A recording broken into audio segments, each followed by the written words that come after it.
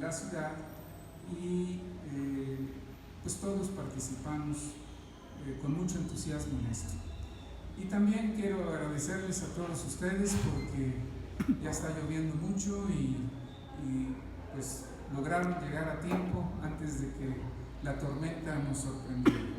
Bueno, miren, este trabajo está fundamentado en una investigación que hice desde 1970 hasta que concluí mi tesis de maestría que se llamó Jalapa en el siglo XVI, pero también pues consulté nuevas fuentes para pues brindarles alguna novedad sobre este tema.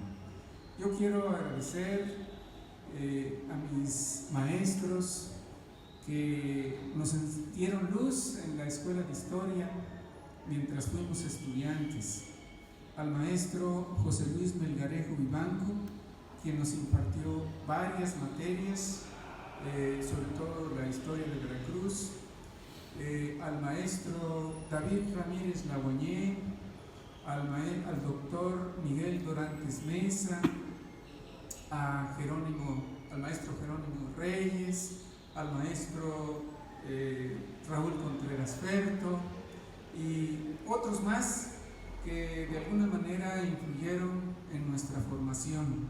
Pero también quiero rendir un homenaje a aquellos historiadores que nos antecedieron, porque pues nos abrieron un camino, desde el señor Antonio de Solís, que escribió en el siglo XVII, el señor don Manuel Rivera Cambas, don José María Rodríguez, el doctor Rodríguez, que fue cronista de la ciudad, Gustavo A. Rodríguez, también al ilustre tabasqueño, el doctor Manuel Bartolomé Trenes Marentes, a el maestro José Luis Melgarejo Vivanco, a David Ramírez Laguañé y todos esos historiadores que nos antecedieron y que nos abrieron caminos. Ellos en su momento pues lo que dieron lo mejor de sí para reconstruir esta historia de Veracruz. Nosotros como historiadores realmente parecemos detectives, tenemos que buscar evidencias, testimonios cuando nos abocamos a investigar una temática de la historia de Veracruz. Y felizmente cuando logramos tejer algún documento, algún artículo para esclarecer un punto un tanto difícil de la historia de Veracruz, pues nos da mucho gusto. Yo quiero ofrecerles esta primicia a ustedes por su asistencia a este evento. Bueno, la mecánica. Yo siempre he querido manejar las cosas de manera global. La conquista de México es parte de un gran proceso. Ese proceso es la expansión europea. Y dentro de esa expansión europea está la conquista de México. Voy a presentar los testimonios de los soldados que participaron en la conquista. Voy a presentar los testimonios de aquellos cronistas que vivían en España y que nunca vinieron a la Nueva España, sino que hicieron sus trabajos de oídas, de conversaciones con los conquistadores. Y voy a presentar también las aportaciones, las interpretaciones que en su momento hicieron los historiadores que nos abrieron, insisto, ese camino para el conocimiento de nuestra historia de Veracruz. La expansión europea. La exploración, conquista y colonización de las islas del Caribe, la Nueva España y otros territorios de tierra firme formaron parte del proceso de la expansión económica, política, social y cultural europea que se inició con la toma del puerto de Ceuta en 1415, llave del Mediterráneo en poder de los árabes por los portugueses dirigidos por el príncipe Enrique apodado el Navegante. Este fue el primer paso para la ocupación de las Islas Azores, Madeira, Cabo Verde, la costa occidental de África, hasta descubrir el camino a la India por una flota al mando de Vasco de Gama, quien zarpó de Lisboa, consiguió arribar a Mozambique, navegó por el Océano Índico y llegó a Calcuta en 1497. La corona de Castilla, por su parte, favoreció expediciones a las Islas Canarias y mediante el Tratado de Alcazovas de 1478 se apoderó del archipiélago a cambio de reconocer las posesiones portuguesas en las islas del Atlántico y la costa occidental de África. En 1486, el Papa Inocencio III, mediante la bula Ortodasque Fidei, confirmó la posesión de las Islas Canarias a favor de los reyes católicos, y estos se obligaron a evangelizar a los naturales a principios de 1492. Los reyes de Castilla y Aragón lograron la rendición de Granada, el último reducto musulmán en España, y a pesar de no tener recursos económicos, con el apoyo financiero de Luis de Santángel, escribano de ración del Reino de Aragón, la corona castellana patrocinó el proyecto del marino genovés Cristóbal Colón para llegar a las Indias navegando por el oeste. Colón partió del puerto de Palos el 3 de agosto de 1492, hizo escala en las Islas Canarias y el 12 de octubre desembarcó en una pequeña isla del archipiélago de las Bahamas que los nativos llamaban Guananí. El almirante y sus marinos tomaron posesión de la isla en nombre de los reyes don Fernando de Aragón y doña Isabel de Castilla, bautizándola con el nombre de San Salvador.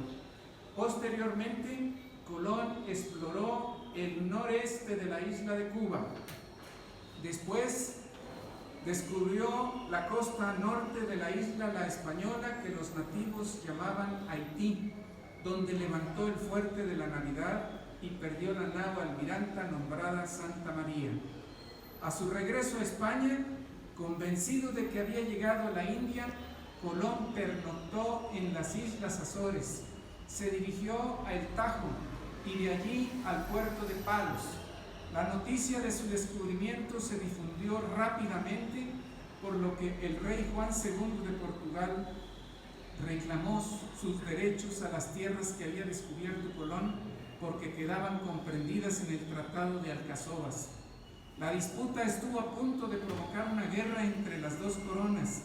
Los reyes católicos acudieron ante el Papa Alejandro VI, de nacionalidad española, y este expidió la bula Inter Cetera II el 4 de mayo de 1493, por la cual otorgaba a los reyes católicos el dominio de las islas y tierra firme a partir de una distancia de 100 leguas al oeste de las Islas Azores y de Cabo Verde, trazando una línea imaginaria del polo ártico al polo antártico.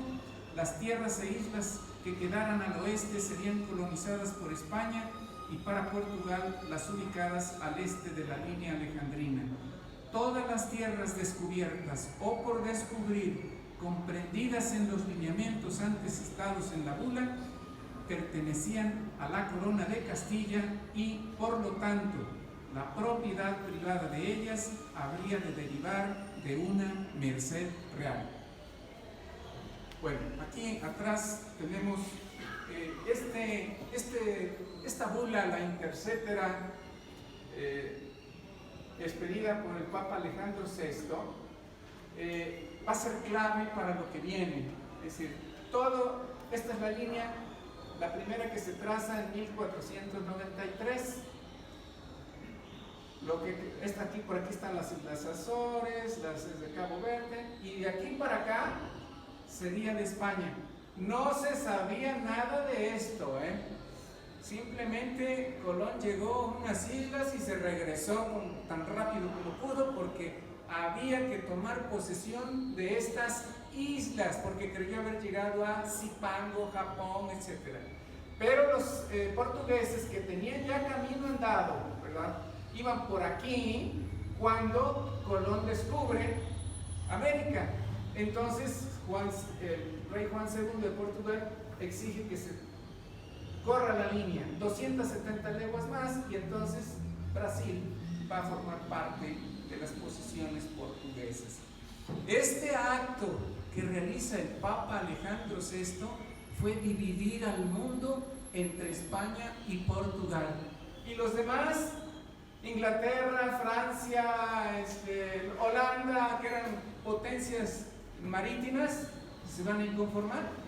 Y una vez de que se empiece la colonización, ellos también van a mandar colonos. Los españoles y los portugueses les van a llamar piratas, ¿verdad?, porque se van a meter a saquear y van a empezar a colonizar el norte del continente. Entonces, esto es clave, porque todos los habitantes enmarcados en la línea alejandrina hacia el oeste pasaron a depender de la corona de Castilla en primer lugar, porque ella fue la que se endrogó con este judío Luis de Santángel, y la corona castellana va a ser mano en los puestos públicos, en el reparto de tierras, etc. Pero para hacer eso había que conquistarlos primero.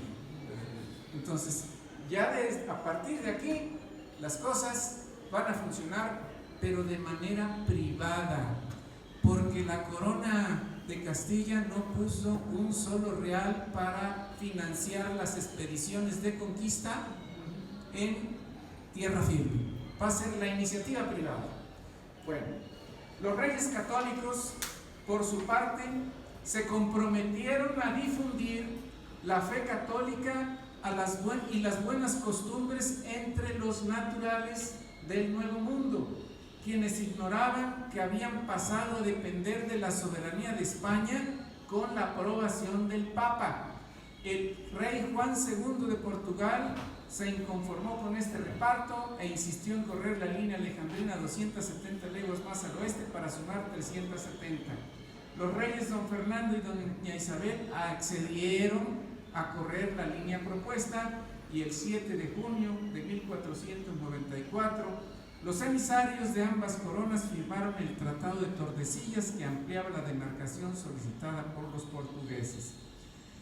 El descubrimiento y la colonización de América provocaron una revolución mercantil que impulsó no solo la economía de España y de Portugal, sino también a la de las potencias marítimas europeas que vincularon su comercio con las rutas del Atlántico y el Lejano Oriente, dando paso al desarrollo del capitalismo moderno. Pero detrás de esto viene la expansión también de la cultura de Occidente. Progresa la ciencia, se descubren nuevas tierras, la geología progresa, la biología, la zoología, las ciencias van a progresar. También políticamente estos territorios van a constituir colonias que serán futuras naciones cuando vengan las independencias, pero también la cultura. La cultura la van a imponer, empezando por la religión católica, como lo hacían los españoles durante la Reconquista, para quitarle a los árabes los territorios y las ciudades en la península. La espada y la cruz fueron los símbolos para fomentar el patriotismo de los soldados de aquella época, para recuperar los lugares que estaban en poder de los árabes. Destruido el fuerte de la Navidad por los naturales, Cristóbal Colón en su segundo viaje fundó la Isabela, en la isla que llamó la Española, pero al no prosperar la colonia, su hermano Bartolomé Colón la trasladó a Santo Domingo, en el sur de la isla. Aquí fincó su residencia el gobernador Nicolás de Obando en 1502, hasta que fue sustituido por Diego Colón, hijo del almirante. La Española fue la base de las operaciones para extender la conquista en las Antillas y tierra firme. En 1508, Juan Ponce de León exploró y colonizó la isla de San Juan, Puerto Rico. Juan de Esquivel, en 1509, por instrucciones de Diego Colón, hizo lo propio en la isla de Jamaica. Alonso de Ojeda y Diego de Nicuesa, en 1508, obtuvieron la autorización para explorar y colonizar tierra firme. Al primero le correspondió la gobernación de Ubará y al segundo la de Veragua. En 1510, Martín Fernández de Enciso y Vasco Núñez de Balboa fundaron Santa María la Antigua del Darién en Panamá. En 1511, Jerónimo de Aguilar, Gonzalo Guerrero y otros náufragos que habían salido de Santa María la Antigua naufragaron en los bajos de las Víboras y llegaron a las costas de Yucatán. Estos fueron los primeros españoles que llegaron a lo que va a ser conocido como la Nueva España. Diego Velázquez, en 1511, jefaturó la conquista de la isla de Cuba, de donde habrían de salir las expediciones de Francisco Hernández de Córdoba, Juan de Grijalva y Hernán Cortés para descubrir, conquistar y colonizar México. En las instrucciones que Velázquez le dio a Hernán Cortés, le recomendaba decirles a los naturales que iba en nombre de un poderoso rey que sojuzga muchas islas y tierras del mar Océano, donde ellos están, para requerirles se sometan bajo su dominio en calidad de vasallos, y sirviéndole bien y lealmente serían remunerados y amparados contra sus enemigos. Divulgarles la fe católica, dándoles a entender cómo hay un Dios verdadero, creador del cielo y de la tierra, de la Virgen María, de su precioso Hijo Jesús y de todo lo que mejor le pareciere al servicio de Dios y de sus altezas. En aquel tiempo, los viajes de exploración y conquista se costearon con las aportaciones de los capitanes, los colonizadores que esclavizaron y explotaron a los indígenas en los campos de cultivo, las estancias ganaderas y en la minería en las islas del Caribe, así como de comerciantes y soldados que arriesgaron sus bienes y ofrecieron sus armas para sujetar a los naturales, obtener esclavos, tierras y enriquecerse.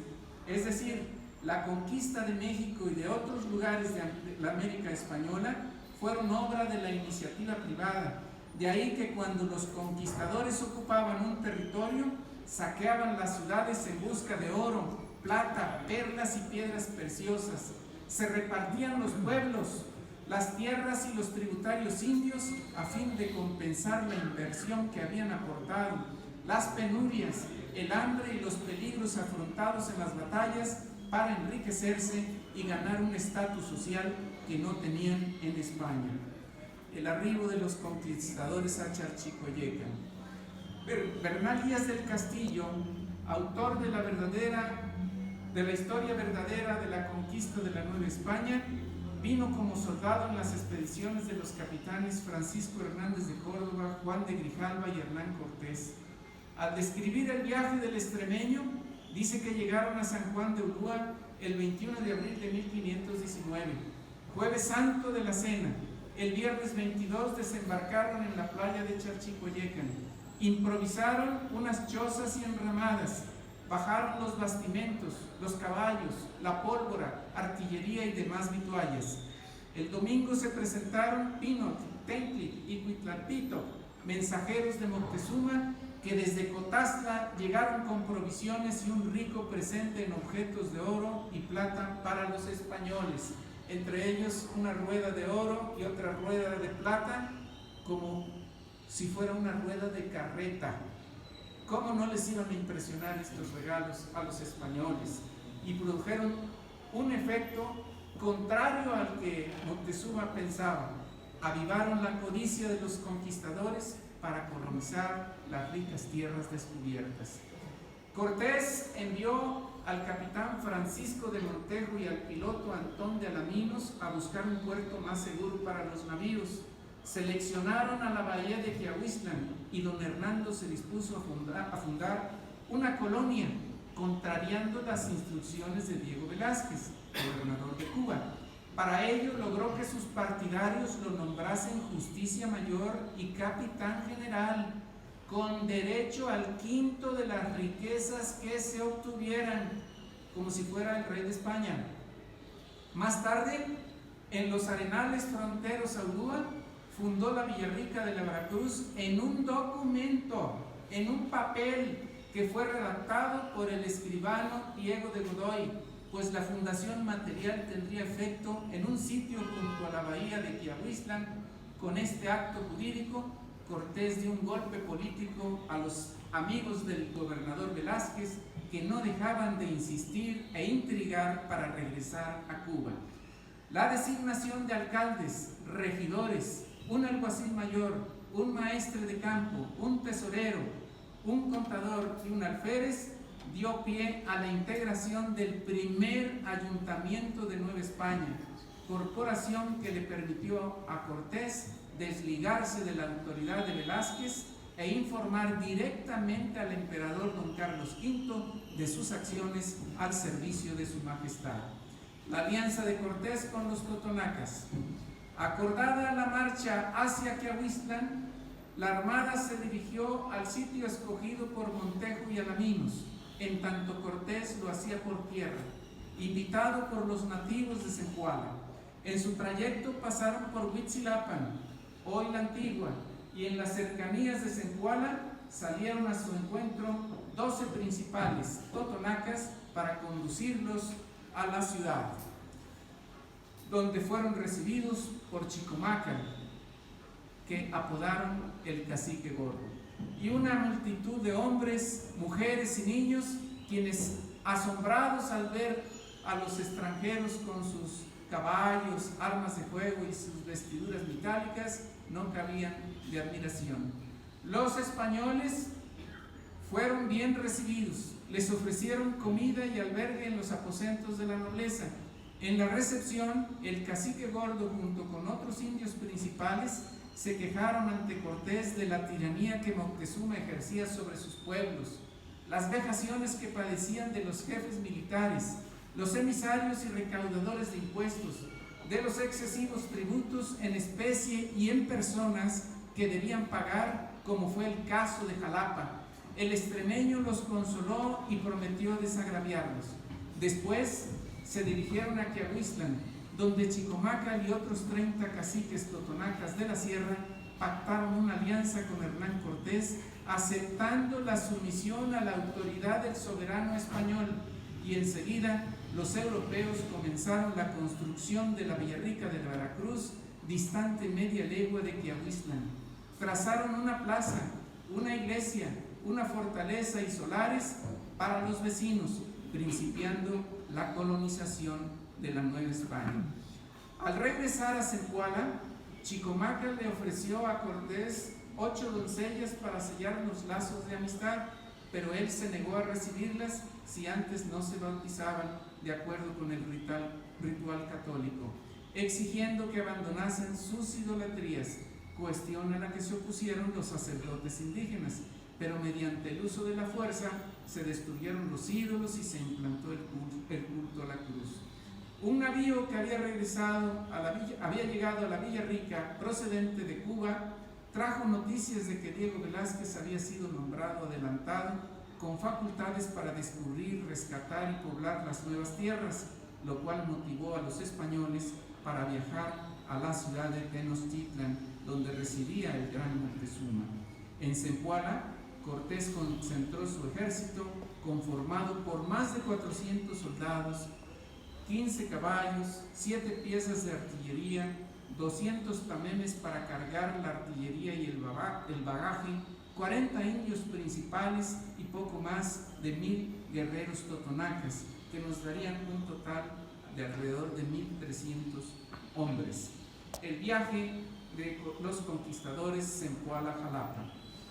Después de considerar la partida para México, dice Díaz del Castillo, examinaron la posible ruta que habían de seguir y por consejo de los principales de Zempoala, acordaron que el mejor camino era por la provincia de Tlaxcala, porque eran amigos y mortales enemigos de los mexicanos, aprovechando la canícula, que es un periodo de sequía y de intensos calores.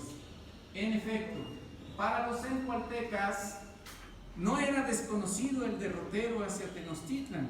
Sus comerciantes lo recorrían para llevar sus mercancías a las ciudades de la Mesa Central y recordaban que Moctezuma Ilhuicamina, que gobernó de 1440 a 1469, había enviado sus ejércitos para conquistar a las poblaciones en las cuencas de los ríos Actopan y Huitzilapan entre los años de 1453 y 1461.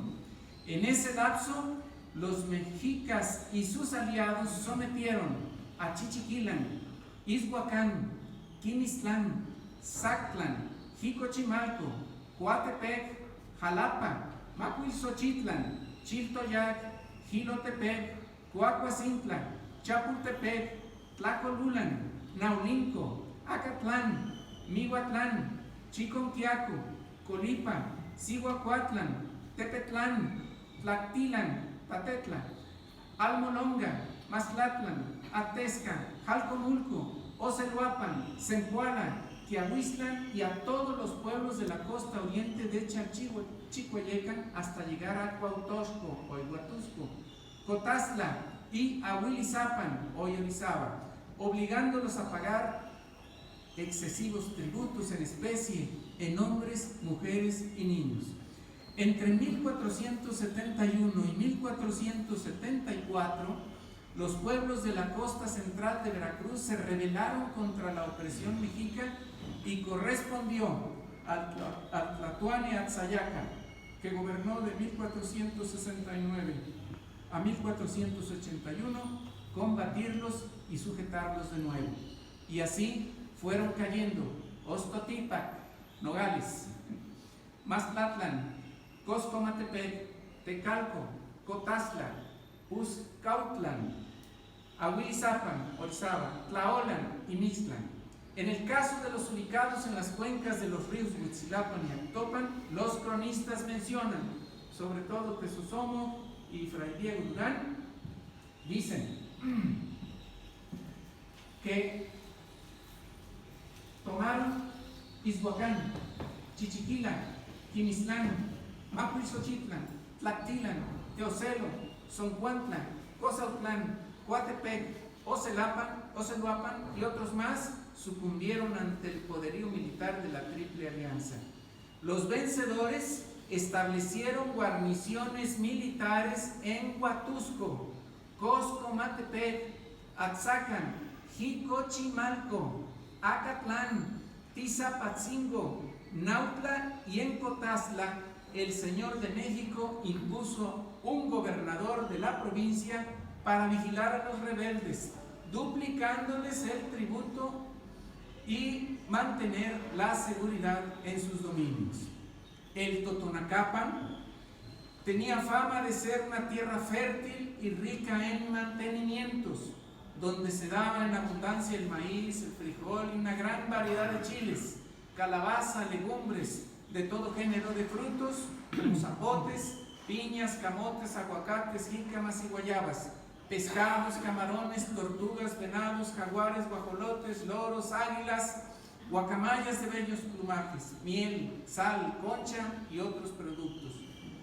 Cuando en el altiplano central se padecían sequías y hambrunas, las familias acostumbraban vender a sus hijos como esclavos a comerciantes totonacos.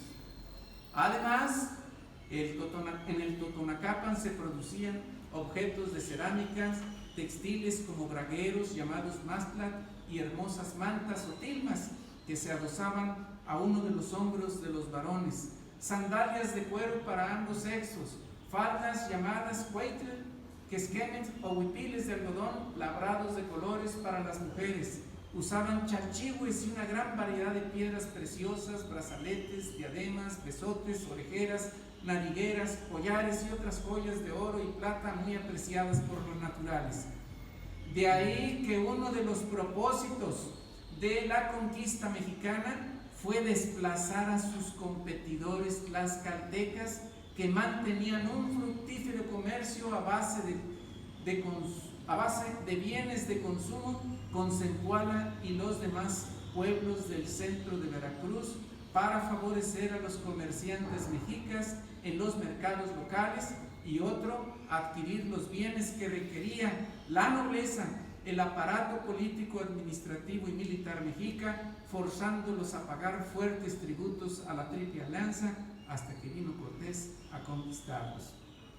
Cualquier parecido con lo que vivimos hoy en día, ¿verdad? El comercio, el dinero, el territorio, la ambición de los recursos naturales ha sido el leitmotiv de todas las guerras. Habiendo quedado Juan de Escalante con un contingente de soldados en la Villarrica de Veracruz para construir una fortaleza y resguardar la naciente colonia de un posible ataque de los mexicas y asegurar las comunicaciones con España, Hernán Cortés partió de Zempoala el 16 de agosto de 1519 con dirección a la ciudad de Tenochtitlan. El conquistador Andrés de Tapia, testigo ocular de los hechos, autor de la relación de algunas cosas de las que aquecieron al muy ilustre señor don Hernando Cortés, que fue uno de sus capitanes y lo acompañó a España cuando fue a recibir el título de Marqués del Valle.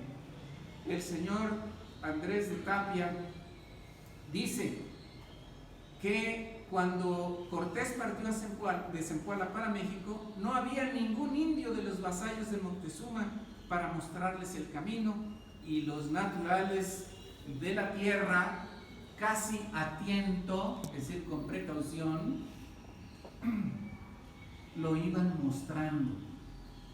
López de Gómara dice que fueron guiados por Teuch, Mamexi y Tamali, príncipes que tenían sus dominios en la serranía totonaca. Esta información también la confirman Bartolomé Leonardo de Argensola, Pedro Mártir de Anglería, Antonio de Solís y el ilustre veracruzano Francisco Javier Clavijero. El cronista Francisco Cervantes de Salazar, enterado por algunos soldados que participaron en la conquista de México, dice que 2 capitanes de Moctezuma condujeron a los españoles hasta Tlaxcala. Fray Bernardino de Sahagún, enterado por algunos soldados, también asevera que un indio principal de Zempoala, nombrado Tlacoxcalcat, que significa como jefe de armas, que había sido capturado por los españoles que vinieron en los primeros navíos a descubrir estas tierras, los conducía por delante, mostrándoles el camino para que no se desviaran de la ruta. Díaz del Castillo afirma que la primera jornada de su viaje llegaron a Jalapa y de ahí se dirigieron a Jicochimalco. Bartolomé Leonardo de Argensola, cronista de la corona y del reino de Aragón, también coincide con Bernal Díaz del Castillo al escribir que Cortés en el primer día de la jornada llegó a Jalapa, donde fueron recibidos con regocijo por los naturales. Tal actitud se explica porque Jalapa formaba parte del Altepetl de Tlacolulan, y al igual que los demás pueblos totonacas, deseaba liberarse del dominio mexica, ya que pagaban excesivos tributos en especie y en personas a Moctezuma, como lo declararon al señor Constantino Bravo de Lagunas en 1580, razón por la cual recibieron y hospedaron de muy buena manera a Cortés y a su ejército. Sin embargo, en cuanto a lo escrito por Díaz del Castillo y Argensola, no es creíble que pudieran caminar unos 76 kilómetros en una jornada, según Google Maps. Distancia muy difícil de recorrer sobre todo atravesar ríos y escalar la Sierra Madre Oriental con armamento, artillería y bagaje, por un terreno escabroso con pendientes pronunciadas y estrechos senderos, con un clima que a medida que subían iba cambiando de caluroso a frío y entonces donde se presentaban chubascos acompañados de granizo que hacían más lento el ascenso del ejército. Además, un soldado con sus armas y pertrechos en condiciones normales caminaba unas 5 leguas por día, como lo comentó el propio Díaz del Castillo cuando fueron de Zempoala a Tizapatzingo para castigar a la guarnición mexica. Esto significa que se desplazaron a un ritmo de 21 kilómetros por jornada, si se toma como base la legua castellana de 4.190 metros que se usaba en el momento en que llegaron a México, o la legua común, que medía una longitud de 4.800 metros, equivalentes a 24 kilómetros. Don Manuel Orozco Iberra señaló la imposibilidad de cubrir en una jornada el trayecto de Zempoala a Jalapa, postura que también sostuvo Walter Krikever en su obra Los Totonaca. Fray Juan de Torquemada tampoco compartió la opinión de Bernal, porque un ejército con gente de a pie y con bagaje no camina tanto en un día. Mucho harían en quedarse a medio camino, dice el franciscano, y menos en tiempo de aguas, porque los caballos se llegan a sumir de lodo hasta la barriga en la tierra cenagosa, como él mismo lo experimentó en un viaje que realizó a la ciudad de Veracruz en el mes de agosto de 1610.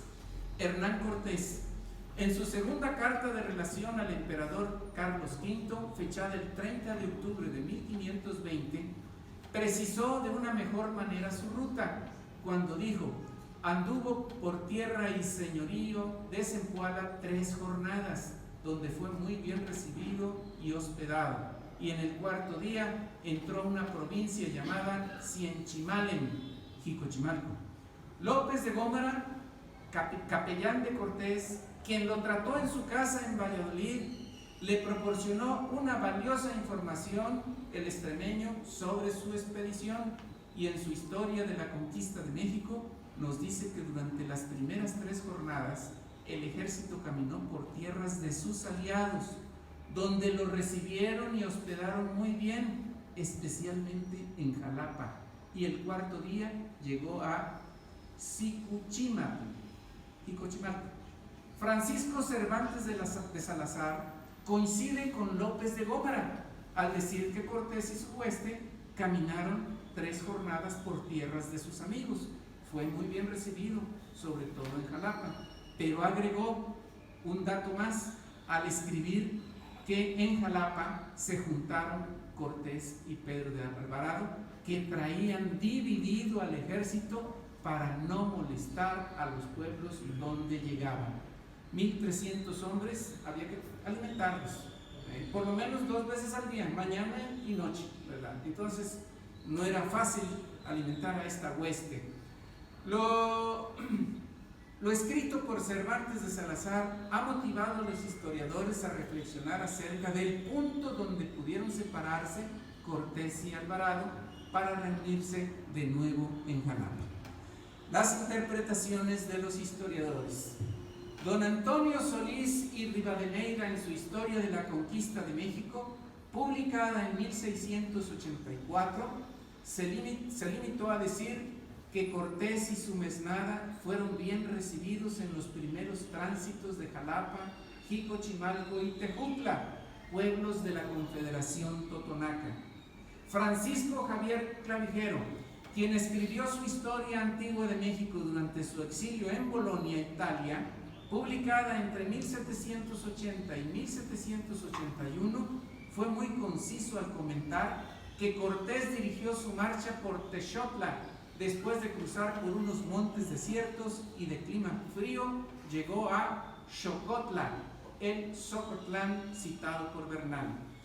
El historiador estadounidense William Prescott, en su Historia de la Conquista de México, publicada en 1843, considera que Cortés llegó a Jalapa en su segunda jornada y al cuarto día llegó a Naulinco, pueblo que no es mencionado por los cronistas en la ruta que siguió el extremeño, y en cambio excluyó a Jicochimalco, la ciudad fortaleza donde Cortés concluyó su cuarta jornada.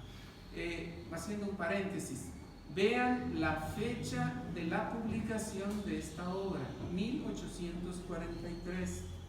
A mi juicio, por todo lo que dice ahí, fue uno de los instrumentos que utilizaron los estrategas militares para invadirnos en 1847 por el puerto de Veracruz y facilitar ya la ocupación de la Ciudad de México. Traían ellos ejemplares de... Sí, porque va describiendo todos los obstáculos, cómo están los caminos, etcétera, etcétera. Digo, qué flaco favor nos hizo este señor, ¿verdad? Al difundir su obra, ¿no? Bueno, dice, don Manuel Rivera Cambas, que publicó su obra en 1869, comparte la idea de Bernal en el sentido de que Cortés y su ejército llegaron a Jalapa en la misma jornada y después a Jico, pero no está de acuerdo con Prescott en que estando en Jalapa los españoles llevaran un rumbo contrario al que se sigue para ir a la Ciudad de México. Alfredo Chavero, autor del primer volumen de México a través de los siglos, quizá influenciado por los estudios de don Manuel Orozco Iberra, cuando se refirió a la ruta de los conquistadores hispanos, dice que Cortés salió de Zempoala a Jalapa y de allí continuó por Jicochimalco, Ihuacán, Xocotla, pueblo cercano a la frontera de Tlaxcala. El doctor Manuel Bartolomé Trens, distinguido historiador nacido en Frontera, Tabasco, exdirector del Archivo General de la Nación y que tuvo en sus manos documentos hoy desaparecidos, porque en este país todos se roban, dice que los españoles llegaron a Izcalpan, Rinconada, y allí se separaron Cortés y Alvarado. El primero fue directo a Jalapa y el segundo llegó a esa localidad por la ruta del Descabezadero y Naulinco, según el análisis que hizo de las pinturas del lienzo de Tlaxcala. Pasamos al lienzo. Miren, aquí hay 3 puntos donde salieron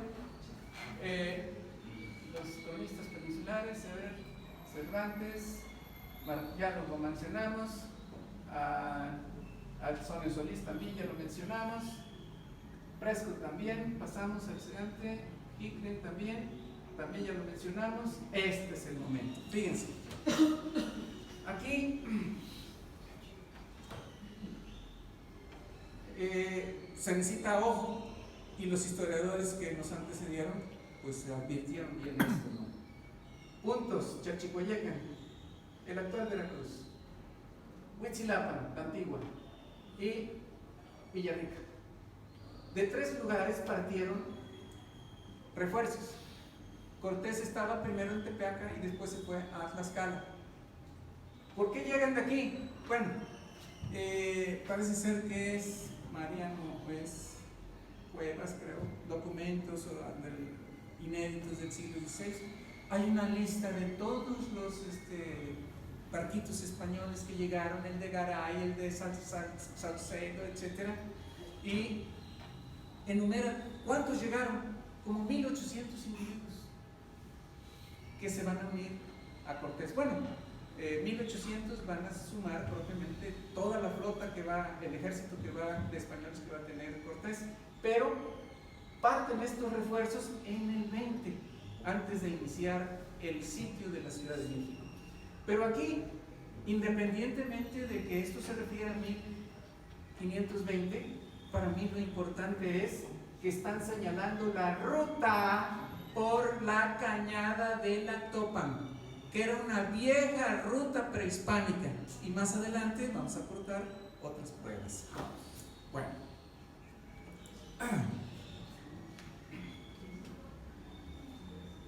Dice, bueno, ya comentamos que Chavero considera que estos hechos corresponden a 1520 y no al ascenso por primera vez de los españoles al Valle de México.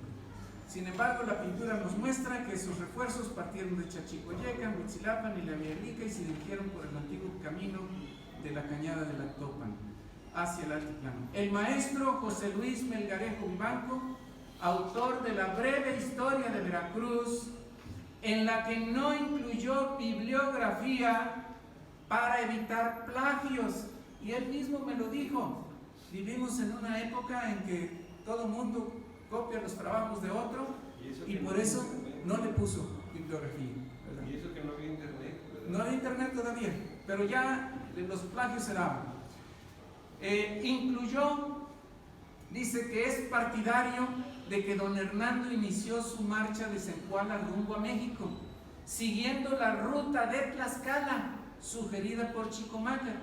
Luego Cortés y Alvarado dividieron el ejército en Rinconada. El segundo remontó la Cañada del Actopan con 150 soldados. Pasó por Naulinco y se reunió con Hernán Cortés en Jalapa. A ver, ¿de dónde obtuvo el maestro si el maestro no inventaba cosas? Ahí están en la siguiente,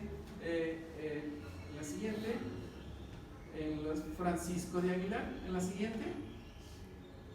Aquí está. Francisco de Aguilar, que lo voy a abordar un poquito más adelante. Aquí está el texto de él y dice que con 150 hombres caminase la vía de México. Más adelante vamos a explicar todavía esto. Pero en tiempo, como ya se mencionó, la hora del maestro, y que es un dato novedoso para su tiempo, ¿verdad? Dado que no había la tecnología de ahora. El maestro David Ramírez Laguañé es cronista de la ciudad de Jalapa.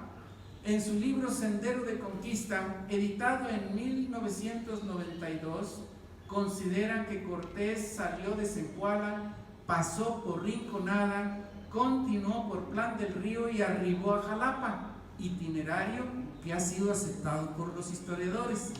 En el caso de Alvarado, Ramírez Laguañé no descarta la posibilidad de su separación de Cortés en Rinconada para dirigirse al Descabezadero y continuar por la citada Cañada de Actopan. Sin embargo, formula una novedosa hipótesis sobre la ruta que pudo haber seguido este capitán, en la cual propone que Alvarado y su gente debieron salir desde Zempoala, tomaron el camino de la margen izquierda del río Actopan, pasando por Santa Rosa, Santa Cruz, Medina, Actopan, Las Ánimas, Chicoacentepe, Los Frailes, Omitila, Almolonga y Naulinco, para continuar por Coacuacintla, Jilotepec y Jalapa.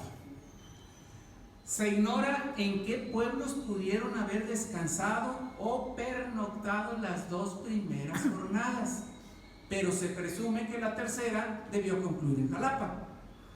Esta ruta la conocían muy bien los indígenas de Zempoala y del centro de Veracruz, aunque me parece un tanto difícil recorrerla en 3 jornadas, si consideramos las comunicaciones actuales, ya que Pedro de Alvarado y su tropa, partiendo de Zempoala, debían cubrir una distancia de 107 kilómetros hasta Jalapa, o sea, casi 36 kilómetros por jornada, cuando los conquistadores caminaban normalmente de 21 a 24 en terreno plano, y en este caso debían subir con caballos, llevando sus armaduras, piezas de artillería y matalotaje por los escarpados montes de la sierra para luego poder reunirse con Hernán Cortés en Jalapa.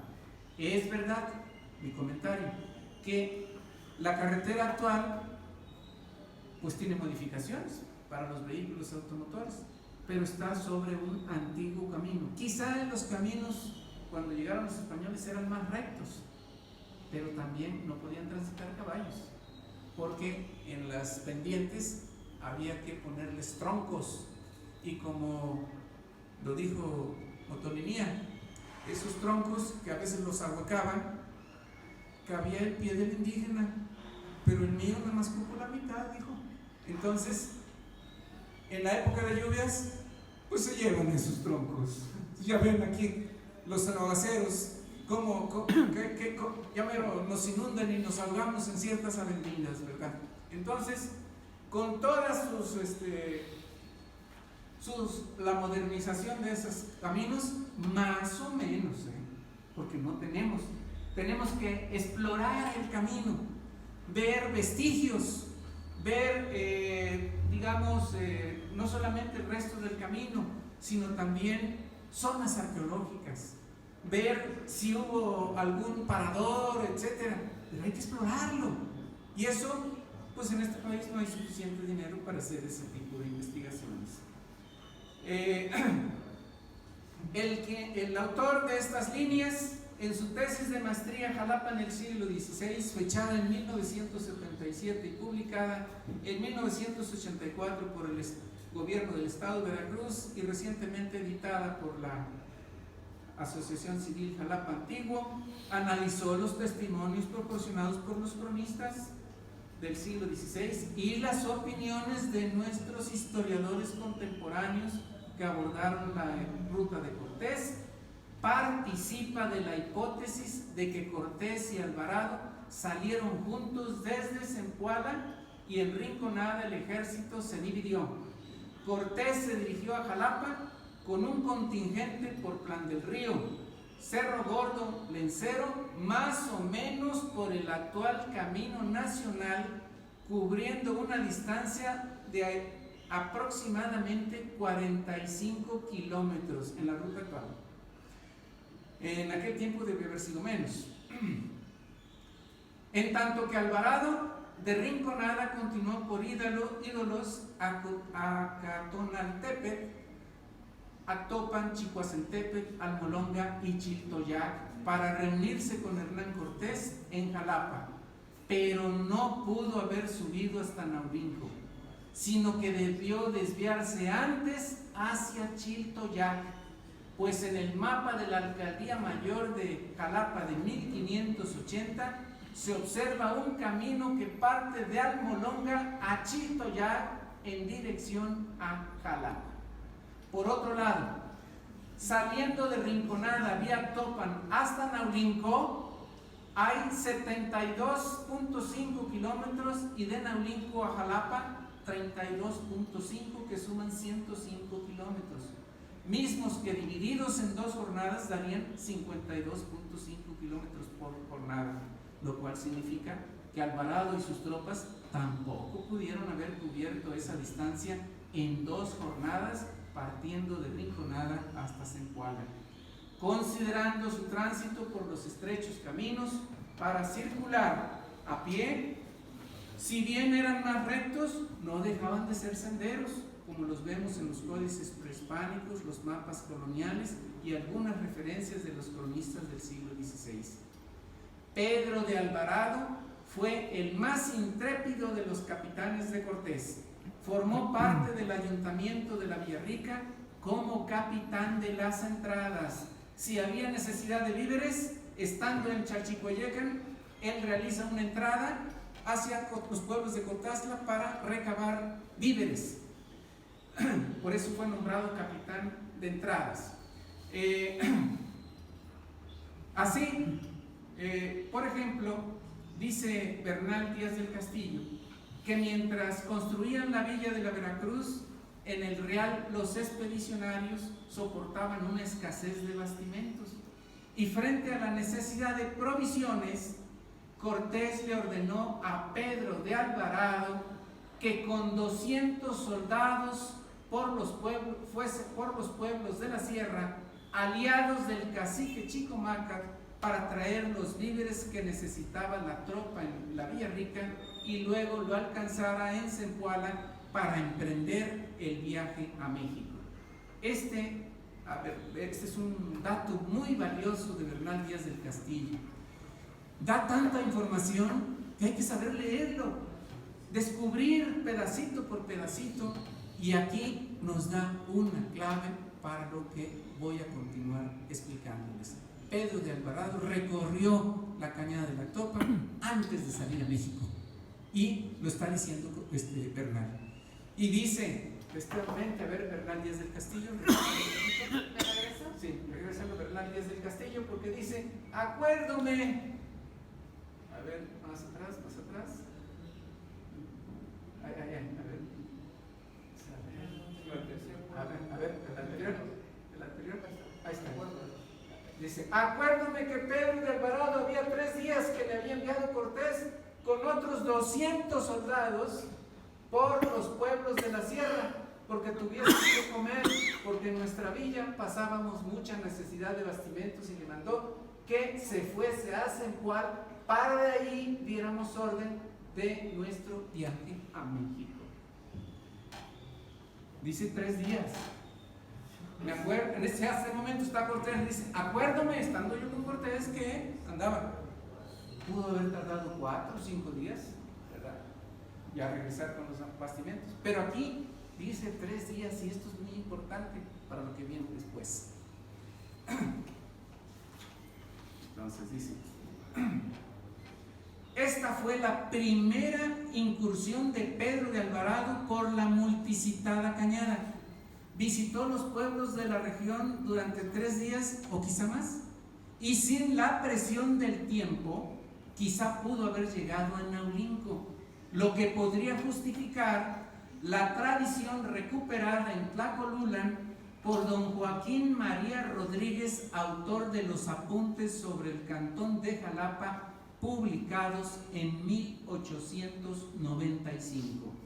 Y con el apoyo de Chichilotzin, gobernante del Altepetl de Tlacolula, el principal aliado de los zempoaltecas en la serranía, seguramente recibió el bastimento y los auxilios en hombres que pretendía, según consta en un documento sobre tierras fechado en 1746, donde Miguel de San Gabriel, gobernador de Tlacolula y descendiente de Chichilotzin, declaró que sus ascendientes habían brindado, palabras textuales, ayuda eficaz y mano fuerte a Cortés y Alvarado y demás conquistadores. Es evidente. Por eso les decía al principio que nosotros como historiadores tenemos que andar como los detectives, reuniendo evidencias, testimonios. Ahí está otro pedacito, pero muy trascendental para que nos vayamos ubicando, ¿verdad? Bueno, luego dice: otro relevante testimonio sobre la ruta de Cortés fue aportado por Alonso de Aguilar, soldado que acompañó al extremeño en la conquista de la Ciudad de México. Él fue uno de los custodios de Moctezuma cuando fue hecho prisionero en Tenochtitlan, y una vez consumada la conquista, Aguilar disfrutó de un buen repartimiento de indios.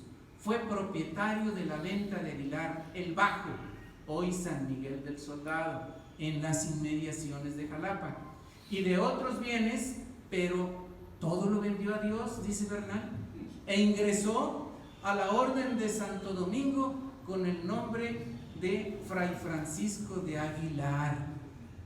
Muchos conquistadores les remordió la conciencia y ya en sus últimos años de vida se volvieron religiosos, porque pues ya se acercaba la hora de dar cuentas al Creador.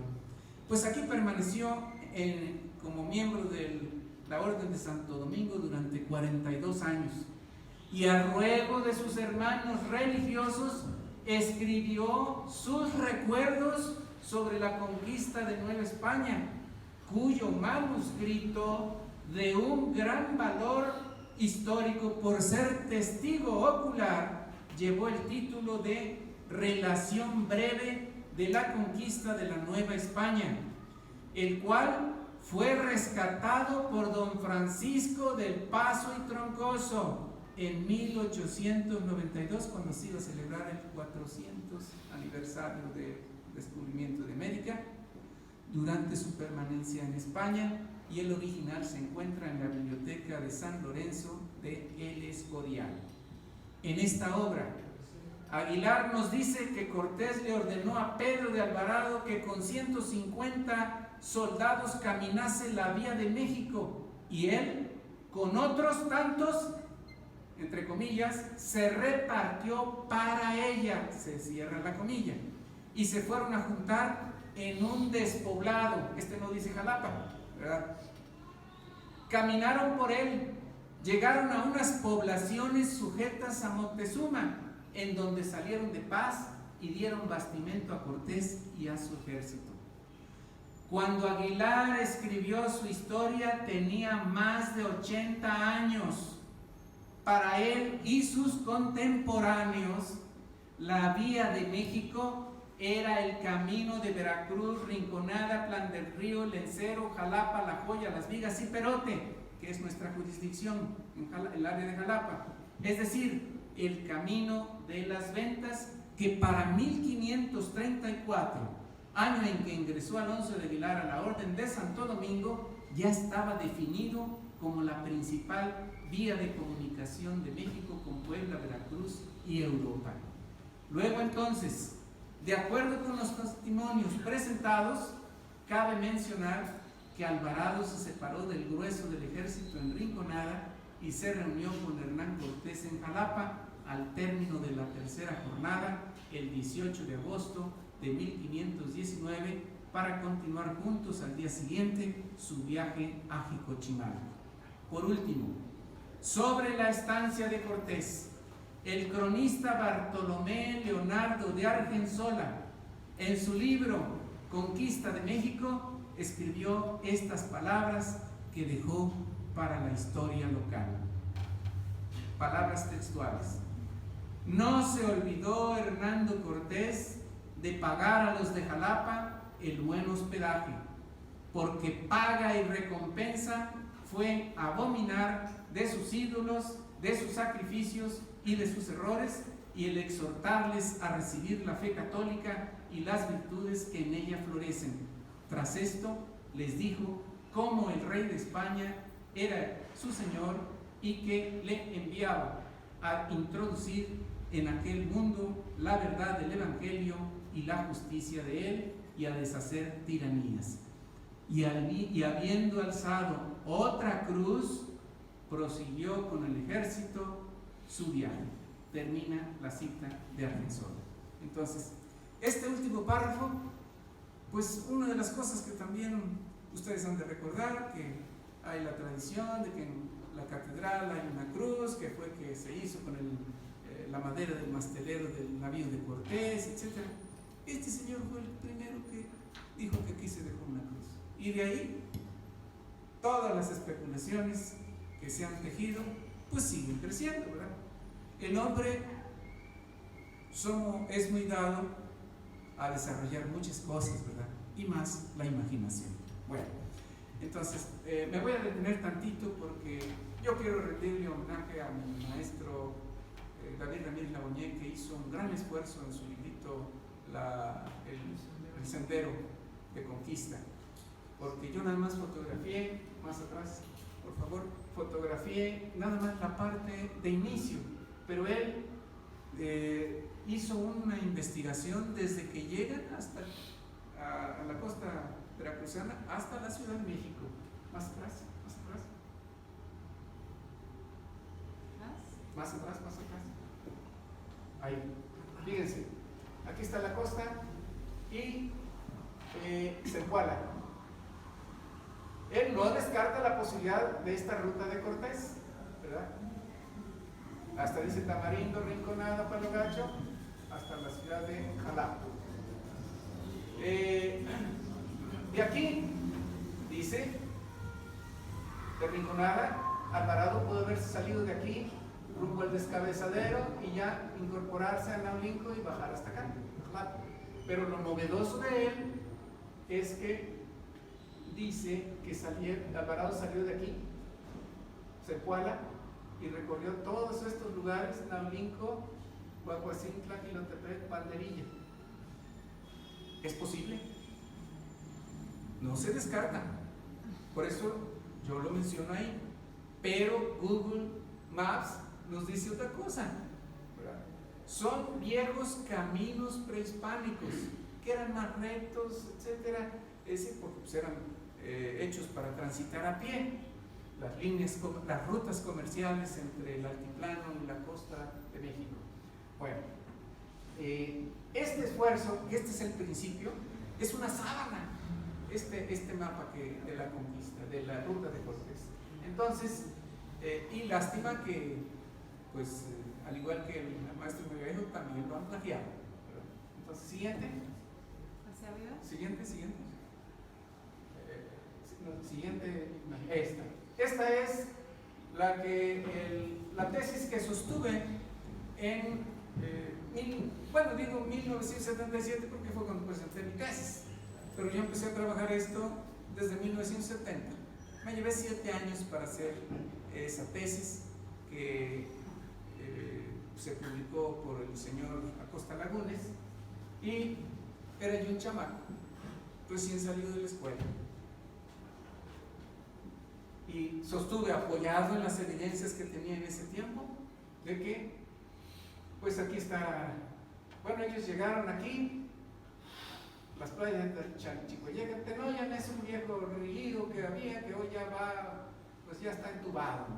Salieron aquí a Huitzilapan, donde dice Bernal que recibieron dos libros que los mandaron a Europa, etcétera, y que el maestro Melgarejo ha identificado como los códices Vindobonensis y Nota, porque hablan de localidades desde el centro de Veracruz. Luego, Zempoala, Quiahuiztlan, donde se firmó la alianza y se definió el destino de lo que va a ser México, Nueva España. Fundan la Villarrica y aquí regresan, y Cortés en su viaje sale de Zempoala, Izcalpan, Rinconada, Alvarado se va por este rumbo, Almolonga, Chiltoyac, Jalapa. En tanto Cortés se va en la línea recta propiamente. Pero claro, hay que ascender. Entonces, esto es ruta probable. Así lo dije en 1977 y lo sigo sosteniendo. Probablemente en el futuro van a venir nuevos historiadores, pero ya dije que esa fue mi postura en 1977 y la sostengo en 2019. No pensaba yo llegar a 2019. Ya tengo 69 años y en aquel tiempo pues yo escribí lo que me pareció correcto, y sin la experiencia pues me sigo sosteniendo en esa posición.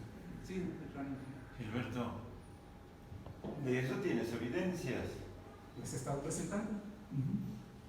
Y cada vez van saliendo más. Y yo espero que otros conquistadores que hayan escrito, sus escritos estén allá en el otro lado del charco, porque van a seguir apareciendo, así como apareció el de Fray Francisco de Aguilar, ¿verdad? Entonces, la historia no termina aquí. Es decir, como lo hicieron, por ejemplo, el señor Rivera Cambas, Manuel Betrens, el maestro Melgarejo, el maestro David Ramírez Raboñé, ya quedaron sus tesis, de acuerdo con lo que tenían en su momento. Eso es lo que tenemos que interpretar, ¿verdad? Yo sostuve esta hipótesis, son hipótesis, pero con lo que hemos ido juntando, mi hipótesis es confirmada. Que venga otro y que traiga más documentos, yo ya no estoy aquí, ¿no? Probablemente, pero bienvenido, porque nuestra misión como historiadores es buscar la verdad, y basándonos en testimonios y desde luego en la crítica, para que la historia pues progrese y fomentemos verdades y no mentiras o suposiciones, ¿verdad? Entonces, hasta este momento, pues es aquí. Yo me sostengo en eso, independientemente de lo que otras personas opinen. Para mí esto ocurrió, hasta que aparezcan nuevos testimonios, como les he venido dando lectura. Bueno, la siguiente, a ver, la siguiente. Aquí. Este es el mapa de la Alcaldía Mayor. Bien, pues aquí está el camino de la herradura para las carretas, etcétera. Esto es 1580, es la ruta de las ventas, pero vean los caminitos que se inician en las poblaciones dentro de la jurisdicción de la Alcaldía Mayor de Jalapa. Pero lo que le quería yo mostrar no era todo diríamos, el Altepetl de Jalapa, sino aquí está Almolonga.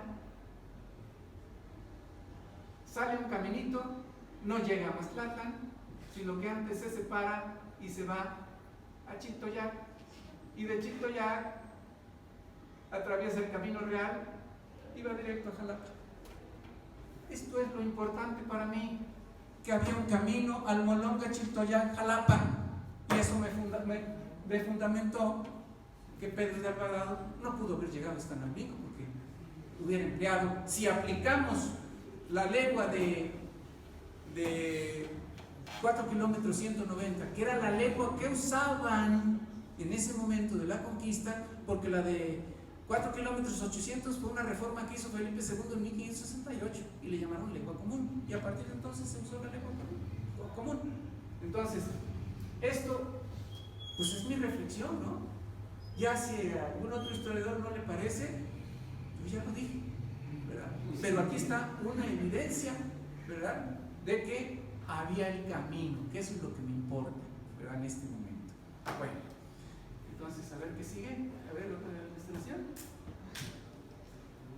Ya no me acuerdo. Ah, eso todavía. ¡Ay, déjalo! Bueno, miren, ¿cuánto tiempo tenemos? 2 días. Ah, bueno, 7, bueno, todavía no nos corren. Miren, me faltan 2 hojitas, nada más, y media. Las ventas del Camino Real. Tuve la fortuna de tener el aprecio del maestro Malgarejo y de su familia. Y para hacer estas 2 cuartillitas, ¿no? Así.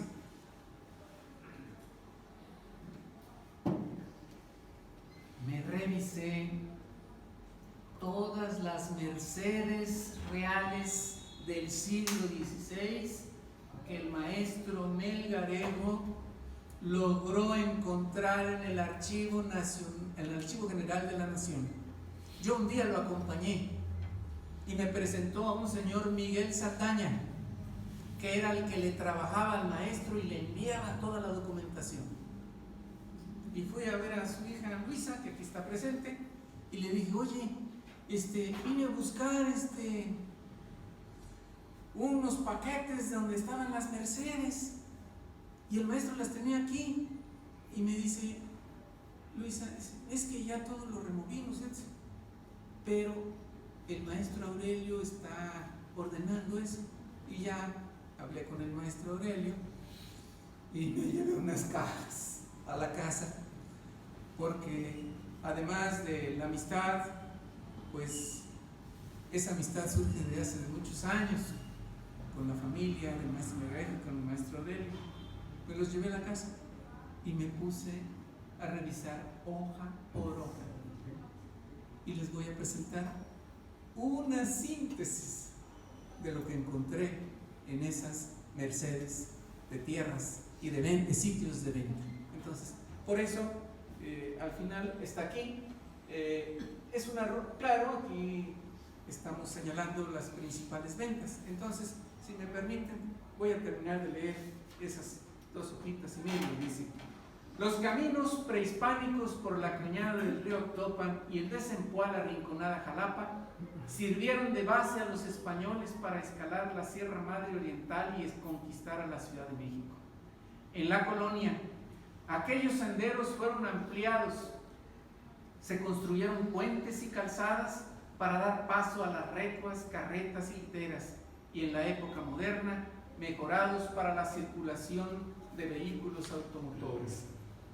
Dichas rutas, desde tiempos ancestrales, comunicaban a los pueblos de la Mesa Central con los de la costa del Golfo y sirvieron como vías de penetración comercial y de conquista a los tlaxcaltecas y mexicas. también pudieron servirles a los toltecas, también pudieron servirles más atrás a los teotihuacanos, ¿verdad? Porque nuestra historia local, nuestra historia depende de la historia nacional, que es la que está en el altiplano. No vivimos aislados, siempre estamos comunicando con la gente que vive en el altiplano. Entonces, pero necesitamos pruebas para decir esto. Por eso los cronistas se mencionan esto. Por eso me quedo hasta tlaxcaltecas y mexicas. Luego, incluso, pongo la frasecita, podrían tener una mayor antigüedad. Pues el Ángel García Cook, en el periodo clásico, 200 al 600 después de Cristo, dice que existía un camino que denominó Corredor Teotihuacano, que atravesaba la región de Jalapa hacia la costa del Golfo. Ángel García Cook trabajó en Caltona, una zona industrial, producían ahí las navajas de obsidiana, la zona arqueológica, y él dice esto, yo nada más cito lo que dijo él, de donde lo copié, donde tomé la idea. O sea, no es aventurado decir que puede venir de más atrás, el camino. Los vestigios coloniales y de los sitios arqueológicos que se tienen de ambas rutas no han sido valorados en toda su dimensión, por lo que deben ser rescatados y preservados, ya que forman parte del patrimonio histórico y cultural de Veracruz y de México. El traslado de la Villarrica desde la costa de Quiahuistlan a la antigua Veracruz determinó la construcción de un nuevo tramo para entroncar con el camino en dirección a la Ciudad de México. El gobierno colonial puso especial interés en su ampliación y adobamiento para favorecer las comunicaciones y el comercio con España, en la medida que se abría el camino real. Desde 1525 comenzaron a surgir establecimientos conocidos con el nombre de ventas o mesones para proveer servicios de alimentación y hospedaje a los viajeros, como fueron la venta de lencero, por el conquistador que llamaban así lencero, lo apodaban así, cuya fundación se le atribuye al soldado lencero que vino con Hernán Cortés y porque se dedicaba a vender entre sus compañeros lencería. La venta de Cedeño, levantada por el conquistador Juan Cedeño junto al río Quetzalapan, hoy Cedeño. La venta de Aguilar el Bajo o de San Miguel del Soldado, propiedad del conquistador Alonso de Aguilar. La venta de la olla, no joya, en aquel tiempo era con H, olla, cuyo sitio fue mercedado a un Francisco de Aguilar, que era vecino de Veracruz, por lo que también fue conocida como la venta de Aguilar el Alto. A Francisco de Aguilar, el mismo personaje, en 1525, el Cabildo de la Ciudad de México le dio licencia para fundar una venta en un arroyo al pie del puerto nombrado Pinahuizapan. El sitio de la venta corresponde a la venta de Perote, pero Aguilar no logró edificarla, sino Pero Ansúrez. En aquel tiempo Pero era Pedro, en 1527. Y por ser un individuo alto, los arrieros le llamaron venta de Perote. Hernán Cortés también buscó beneficiarse con los viajeros que transitaban por el camino real y dispuso se levantara una venta en Rinconada, pueblo que le fue encomendado por la corona en 1529 y para 1532 ya brindaba sus servicios a los transeúntes. Posteriormente, Francisco de Reynoso, encomendero de Izhuacán, edificó la venta de su nombre a mediados del siglo XVI en un lugar llamado Teapan y corresponde a Pajaritos. En 1560, Álvaro Hernández de Castilblanco consiguió del virrey don Luis de Velasco el Padre la merced de un sitio de venta en el camino que va de Rinconada a Veracruz, 2 leguas y media de dicha ciudad, así dice la merced. Otros documentos dicen 3 leguas. Donde fundó la Ventilla, que es con la que se inicia propiamente el camino de las ventas, hoy Puente Nacional.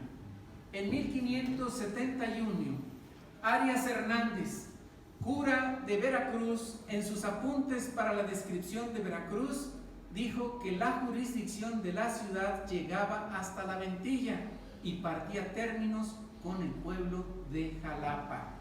3 años después, Hernández de Castilblanco logró del virrey Velasco otro sitio de venta, comillas, junto a 2 ríos, uno nombrado Maldonado y el otro desciende de Jalapa, se cierran las comillas, en el camino de Veracruz a México, donde hoy se ubica la congregación de 2 ríos en el municipio de Emiliano Zapata. La venta de las vigas tiene su origen en una merced que el virrey don Gastón de Peralta le otorgó en 1567 a Diego de Madrid, alcalde mayor de Jalapa, en tierras del señorío de Tlacolulan. La venta de Jalatengo se ubicaba junto al río del mismo nombre, hoy Las Ánimas. Por ahí pasa un arroyito que cimbró a unas personas por las inundaciones, ¿verdad? Se ignora la fecha de su fundación.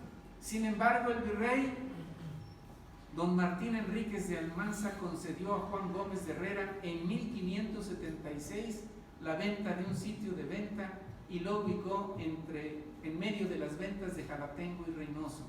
La hostería recibió el nombre de la venta de la fragua o herrería y esta dio origen a las trancas del municipio de Emiliano Zapata, Veracruz. La venta de Jilotepec, hoy Banderilla, de momento no hay datos de su fundación, pero figura en el mapa de la relación de Jalapa de 1580 entre las ventas de Cedeño y Aguilar el Bajo.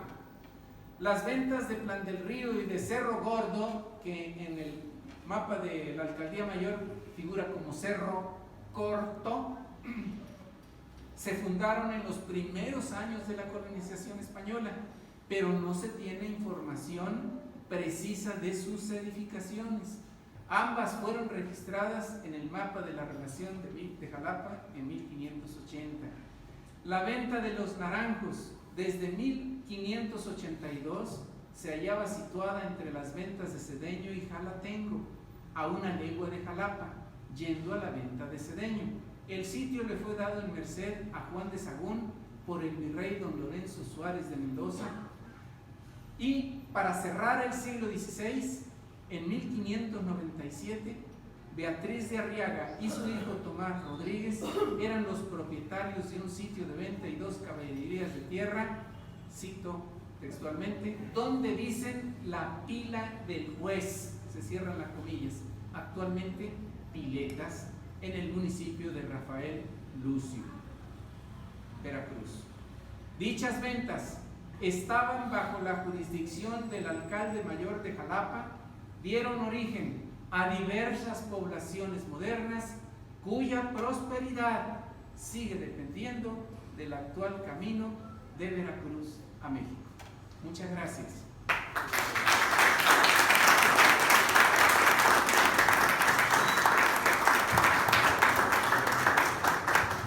A lo que ha dicho el doctor Gilberto, yo agregaría, y tú bien recordarás, Gilberto, Sí. los recientes señalamientos y aportaciones que ha hecho el doctor Jesús Bonilla Palmeros, con una lectura a través de los códices, señalando que justamente es la cañada del río Topan, la ruta de acceso secundaria o alternativa que tuvieron los conquistadores. Sí.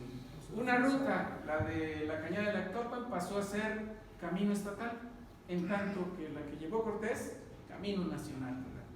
Ya después van a venir las envidias por la gente de Orizaba, etcétera, pero también ese camino partía desde la Ciudad de México, Chalchic, San Andrés, Chalchicomula, Maltrata, Orizaba, prehispánico. O sea, no hay vuelta de hoja. el antecedente prehispánico, si somos una de las más altas civilizaciones prehispánicas. Las rutas comerciales funcionaron y ya los arqueólogos han dicho que cuando Teotihuacán estaba en su mayor esplendor en el periodo clásico, sus productos se vendieron hasta en el área maya en Centroamérica y que siguieron hasta el valle del Mississippi. O sea, hoy día decimos, eso es imposible, si aún con automóvil y cuántas horas se hacen, ¿verdad? Pero lo hicieron, y eso es la grandeza de nuestros antepasados, de la cual debemos sentirnos orgullosos, porque somos herederos de esa gran cultura del México prehispánico. Sí. ¿Alguien desea intervenir?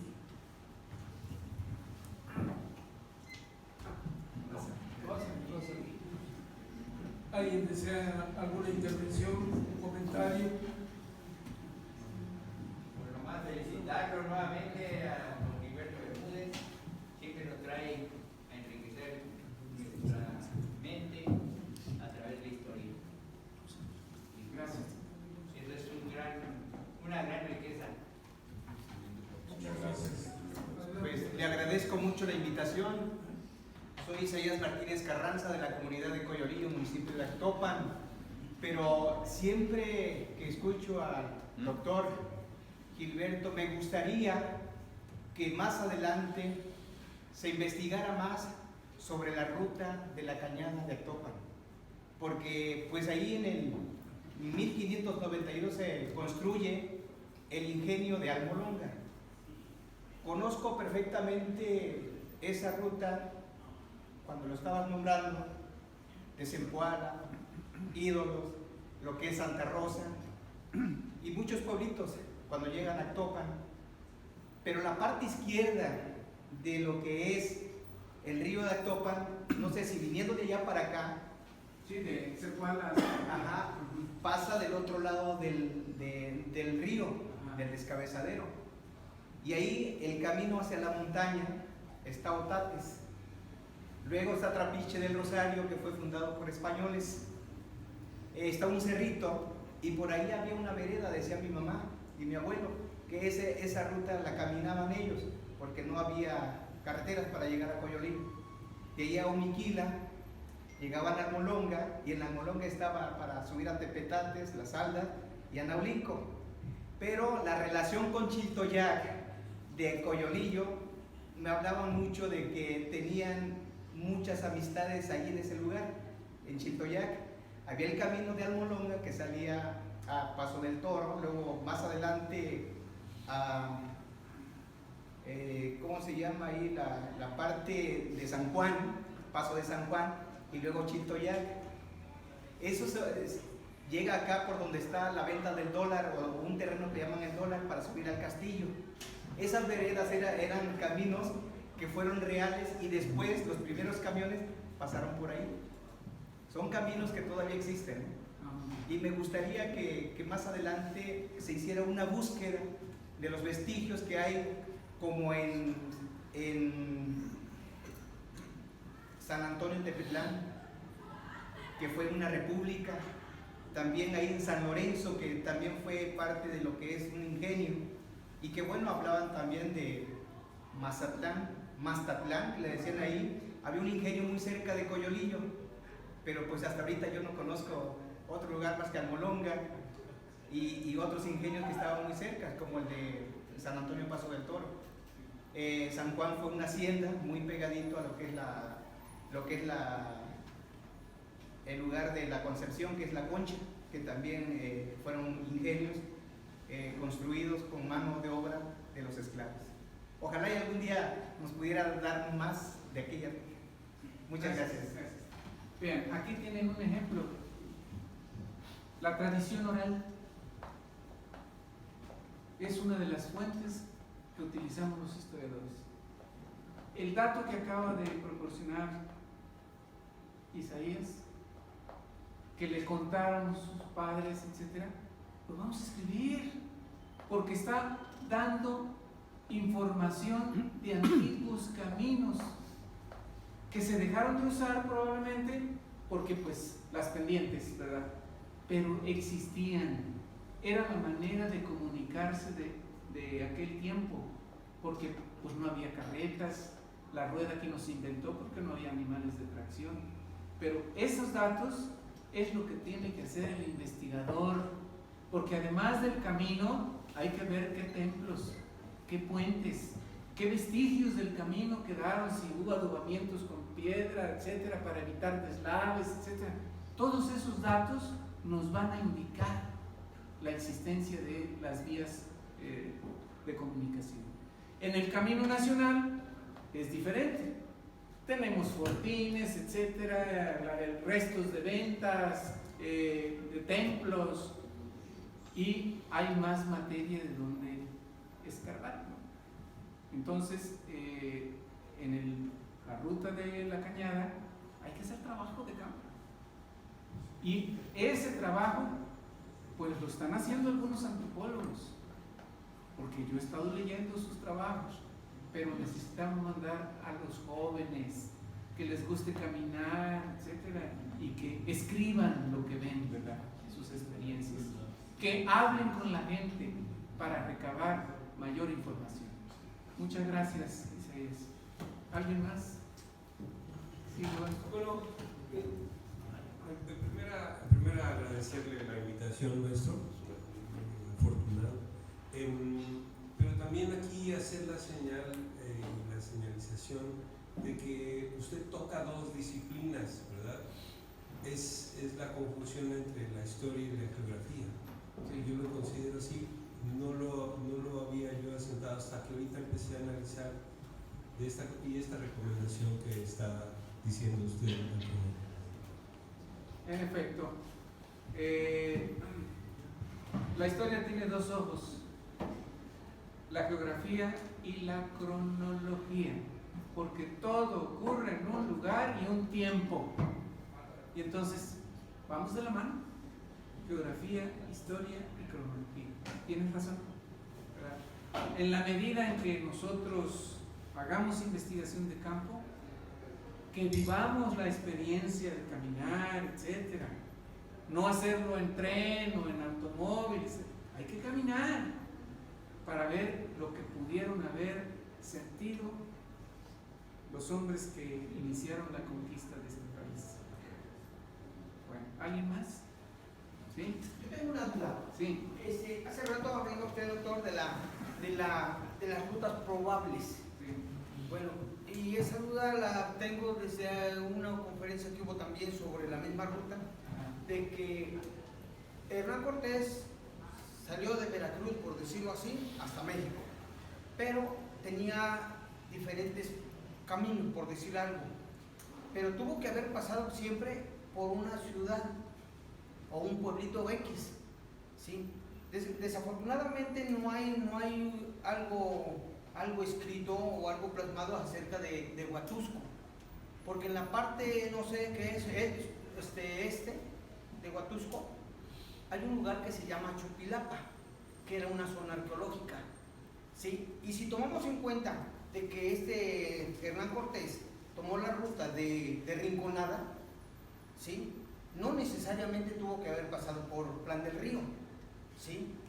Tuvo que haber agarrado rumbo a Jalcomulco para subir a Huatusco y de ahí brincar a Jico para después pasar a Jalapa. Bueno, esa es mi teoría, ¿no? Sí, porque ¿qué caso tendría, como en la otra ruta, subir a Naulinco y regresar a Jalapa, pudiendo atravesar todo el valle? ¿Sí? Esa es mi inquietud más que nada. Los cronistas que he estado mencionando, y algunos nada más los cité de nombre, todos coinciden en que primero pasa a Jalapa y después a Jico. Eso es ya, y el propio Cortés lo dice en las cartas de relación. Entonces, no dudamos de Cortés ni de los conquistadores que escribieron y acompañaron al extremeño en esta expedición. Por eso mantenemos la posición de que viene a Jalapa el ejército y de aquí se va a Jico, luego Izhuacán, y van describiendo los cronistas con una extraordinaria habilidad lo que vieron, ¿verdad? Llevaban hambre porque no todos los pueblos estaban preparados para recibir esa población flotante. Y algunas veces, cuando están ya para llegar al altiplano mexicano, dice Bernal, que les tocó un viento tan frío, les tocó una lluvia, una granizada, y como veníamos de la costa que es calurosa, etcétera, y no teníamos con qué cubrirnos salvo nuestras armaduras, y teníamos hambre. O sea, nosotros decimos, pasa por aquí, pues por allá, y la comida. Hoy, fíjense, estudiando las rutas de estos señores de Ilhuicamina, que inician el primer ataque, como dice el maestro Melgarejo, como en abanico se abrieron para dominar esta región. Traían príncipes para entrenarse, y uno de esos príncipes fue el Tzayacat, que vino en la primera guerra contra Orizaba y Cotazla. Pero dicen los cronistas que los emisarios tenoscas se adelantaban y les decían, te tienes que someter, queremos esto, queremos víveres, porque vienen las tropas. Es decir, tenían estrategas que se adelantaban para acopiar alimentos para ofrecerlos a la tropa cuando llegaran. Eso es una cosa importante. Hoy, pues, usan aviones, paracaídas, cualquier lugar. En aquella época no. Al lomo, a la espalda había que llevar las cosas, ¿verdad? Y entonces ya uno empieza a descubrir, porque se les dan algunos datitos, ¿verdad? Y así es como hay que reconstruir. Para nosotros, ahorita que yo dije, pasó esto, y pasó por aquí. No, pobres pueblos. Ellos eran los que tenían, bueno, triste destino del indio americano. Todo lo tenían que hacer ellos. Cargarles el fardaje, las armas que iban a matar a los mexicanos, a los tlaxcaltecas, etc. Apoyar el dominio de los conquistadores, y luego ellos fueron dominados y les dijeron, ya no vas a pagar tributos a Moctezuma, ahora vas a pagar al rey de España. Entonces me di a la tarea de revisar la relación de Jalapa, y ahí vi pueblo fulano de la corona, pueblo sutano de la corona, y hay varios de las dos vías de la corona. Y luego me reviso la relación del clérigo Alonso Muñoz, que la escribió en 1569, y en donde dice, yo soy el beneficiado de Tlacolulan, y Tlacolulan tenía eran 13 pueblos que se fundaron bajo el dominio del Altepe de Tlacolulan, entre ellos Jilotepec, y Jilotepec tenía 2 estancias, una San Andrés Tlanelhuayocan y la otra Macuilxochitlán. Entonces, y Macuilxochitlán pegadito a Jalapa, ¿verdad? Yo sé, porque he asistido a las conferencias, que los arqueólogos no encuentran evidencias arqueológicas de Jalapa muy antiguas. Sin embargo, yo les diría, hay que saber buscar. Tan simple, ¿no? Es muy difícil porque ya está el asentamiento urbano, pero el asentamiento de Macuiltepec, atrás de la comisión, no era el más importante. El arqueólogo Manuel Torres Guzmán, que en paz descanse, un día platicando en el instituto, me dijo, yo fui el ayudante de Foncho Medellín Senil cuando abrieron la avenida Miralma, y el Teocalli Mayor no estaba en las ruinas estas. Y digo, ¿y dónde estaba? ¿Dónde estaba hoy la escuela Hidalgo? Y le dije, pues con razón, parece que me dijo Jorge, tu marido Lulú, que una conserje le dijo: tengo que hacer rápido el aseo porque aquí espantan. Le digo: ¿cómo no van a espantarse? Ahí les daban cuello a los indígenas sacrificados, ¿verdad? Y entre los mexicanos es muy común, aquí espantan porque alguien se murió, ¿verdad? O alguien lo sepultó. O sea, el dato que les doy a conocer me lo dijo Manuel Torres Guzmán, que le ayudó, bueno, cuando se incorporó al instituto, para recoger los vestigios, porque las motoconformadoras le dieron cuello al Teocalli de la escuela Hidalgo. Entonces ya nada más fueron a recoger lo que pudieron, ¿verdad? Falta mucha investigación. Yo conozco personas, bueno, una persona, no puedo decir el nombre, no puedo decirlo, ¿no? Que por su propiedad pasa un velero de agua y encontró muchos vestigios de cerámica, etcétera, etcétera. Y le dije: por favor, yo no voy a abrir la boca, le dije, pero por favor, dona esto al Museo de la Antropología.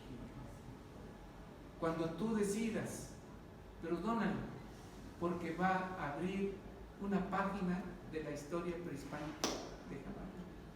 Entonces, nos falta mucho investigar el asentamiento prehispánico, no de Jalapa, su área metropolitana, porque el Jalapa de los conquistadores era una cosita chiquita, pero como está ahorita la mancha urbana, pues ya.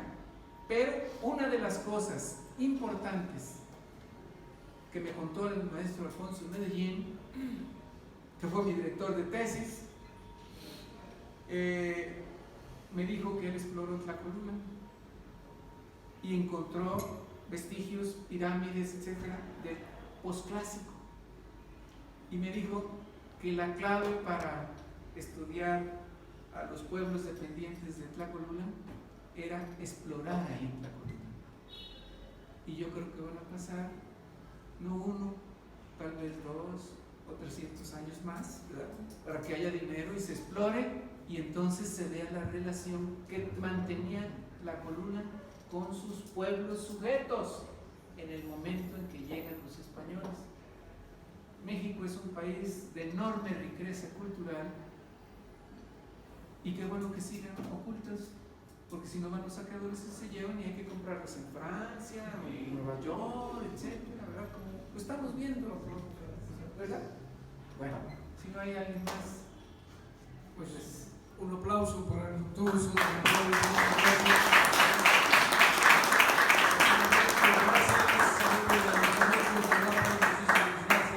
Y del Consejo de la Crónica, un agradecimiento a todos ustedes por su presencia. Excelente noche y gracias, señor.